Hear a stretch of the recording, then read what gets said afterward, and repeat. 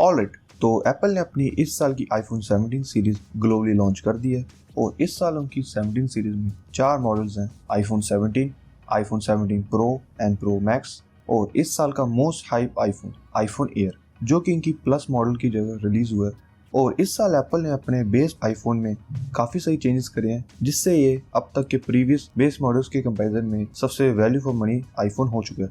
और pro max में कुछ दिक्कतें देखने को मिल रही हैं, जिनके बारे में आगे वीडियो में बात करते हैं। और एट लास्ट बात करेंगे आईफोन एयर के बारे में कि क्यों आपको इसे नहीं लेना चाहिए। So let's start with iPhone 17, जिसमें इस साल की लेटेस्ट A19 चिपसेट आती है, जो कि पिछली वाली A18 से 11% ज़्यादा फास्ट और मच मोर पावर एफिशिएंट है। और अगर इसकी डिस्प्ले की बात करें, जिसमें अब तक के सबसे बड़े अपग्रेड्स हुए हैं किसी भी बेस आईफोन मॉडल के कंपैरिजन में, वो है 120Hz pro motion adaptive refresh rate, जो कि सेम प्रो मॉडल्स में देखने को मिलता है, जिससे अब बेस आईफोन में भी ऑलवेज ऑन डिस्प्ले और 1 to 120Hz adaptive refresh rate जैसे फीचर देखने को मिलेंगे। और इसकी डिस्प्ले का साइज 6.1 से 6.3 इंच का हो गया और ये चीज़ एप्पल ने फ़ोन के साइज को ना बढ़ाकर इसके बेजल्स को और ज़्यादा पतला करके करी है, जिससे ये और भी स्लिम बेजल्स हैं किसी भी आईफोन में। और कैमराज में इसमें 48 मेगापिक्सल का डुअल फ्यूजन कैमरा सेटअप देखने को मिलता है। फ्यूजन कैमरा एप्पल के अकॉर्डिंग एक सिंगल सेंसर होगा जो कि मल्टीपल कैमरास का काम करेगा। जैसे यहाँ 48 मेगापिक्सल का main camera plus 12 megapixel telephoto की तरह यूज़ हो रहा है और 48 मेगापिक्सल का ultra wide plus 12 megapixel macro की तरह यूज़ होगा।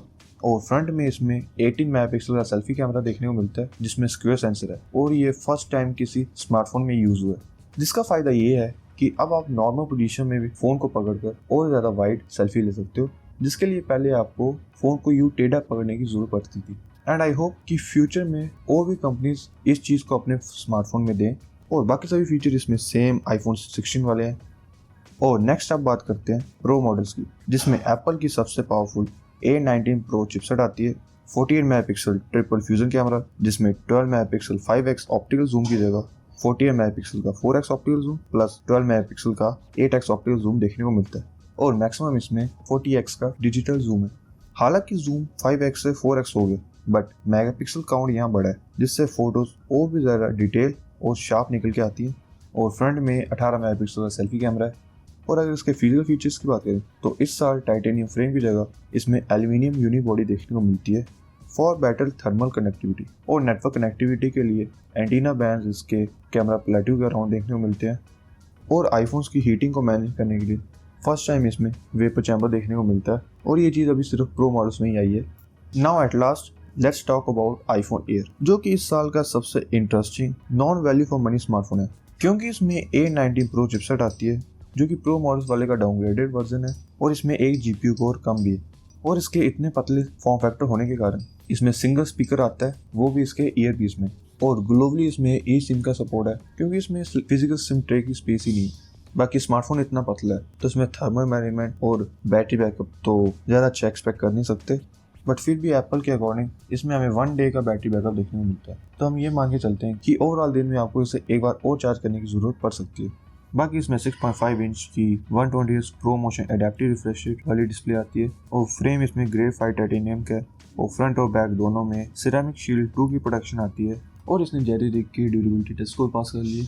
और हाँ, ये फ़ोन प्रीवियस आईफोन की तरह बैंड नहीं होगा, जैसा कि हमें आईफोन 6 के टाइम पे देखने को मिला था।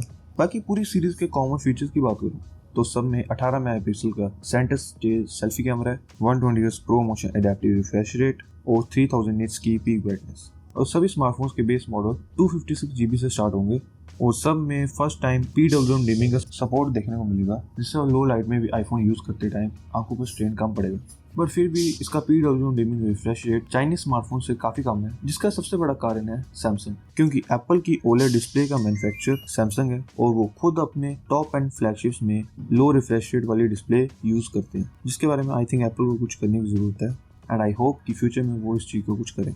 और फाइनली अगर इनकी प्राइसिंग की बात करूं तो आईफोन 17 और प्रो मॉडल्स के प्राइसिंग प्रीवियस वाले के कंपैरिजन में 3 से 5 हज़ार बढ़े हैं, जबकि यूएस में ये सेम प्राइस पर लॉन्च हुए। और आईफोन एयर का प्राइस 1,10,000 है, जो कि बिल्कुल भी मास ऑडियंस के लिए वर्थ इट नहीं है और मैं इसे रिकमेंड भी नहीं करता। हालांकि अगर आपके पास पैसे हैं, स्लिम फॉर्म फैक्टर वाला आईफोन चाहिए जिसमें आप बैटरीज और कैमरास को कॉम्प्रोमाइज कर सकते हो, तब आप इसे डेफिनेटली ले सकते हो। बाकी मोस्ट ऑफ द जनता के लिए आईफोन 17 बेस्ट ऑप्शन है, क्योंकि इसमें प्रो मॉडल वाले सभी फीचर्स देखने को मिलते हैं except telephoto camera, larger battery और प्रो चिपसेट। बट फिर भी डेली यूज के लिए इसमें काफी अच्छी परफॉर्मेंस और बैटरी बैकअप देखने को मिल जाता है। बाकी प्रोफेशनल गेमर्स और हाई एंड फोटोग्राफर्स के लिए प्रो मॉडल्स रिकमेंडेड है।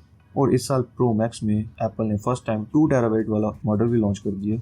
और एट लास्ट अगर प्रॉब्लम्स की बात करूं जो कि प्रो मॉडल्स में देखने को मिल रही है, वो है स्क्रैचेस और कलर का पील ऑफ होना। और ये चीज़ मोस्टली कैमरा प्लेटिव के अराउंड देखने को मिल रही है, जो कि रेगुलर आइटम जैसे कॉइन या की जैसी चीज़ों से हो रहा है। बाकी ड्यूरेबिलिटी में इसमें कोई इशू नहीं है, बस इस साल के प्रो आईफोन्स को केस लगाकर रखने की ज़रूरत है। कुछ ऑनलाइन वीडियोस में मेरे को इसमें कनेक्टिविटीज़ के इशू भी देखने को मिले हैं, जो कि आई थिंक एप्पल के नए मॉडल की वजह से हो रहे हैं। सो यही सब बातें थी इस साल के आईफोन 17 सीरीज़ के बारे में। बाकी आपको इस साल का कौन सा आईफोन सबसे ज़्यादा अच्छा लगा और किसको आप लेने का प्लान कर रहे हो, लेट मी नो इन कमेंट्स। और मैं आपसे मिलता हूँ नेक्स्ट वीडियो में। बाय।